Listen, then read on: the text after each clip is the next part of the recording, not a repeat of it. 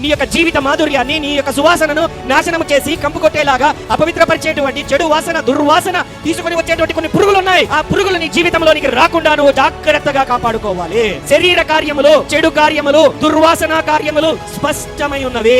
అవేమనగా జారత్వము, అపవిత్రత, కాముకత్వము, విగ్రహారాధన, అభిచారము, ద్వేషము, కలహము, మత్సరములు, క్రోధములు, కక్షలు, భేదములు, విమతములు, అసూయలు, మత్తతలు, అల్లరితో కూడిన ఆటపాటలు మొదలైనవి. వీటిని గూర్చి నేను మునుపు చెప్పిన ప్రకారము ఇట్టి వాటిని చేయువారు దేవుని రాజ్యంలో స్వతంత్రించుకున్నారని మీతో స్పష్టముగా చెబుతున్నాను. ఈ యొక్క సన్నిధిని, ఆ మాధుర్యమును, ఆ సువాసనను నీ యొద్ద నుంచి దూరపరిచేటువంటి చెడు కీటకములు పురుగులవి. పురుగులు దూరముగా ఉండాలి.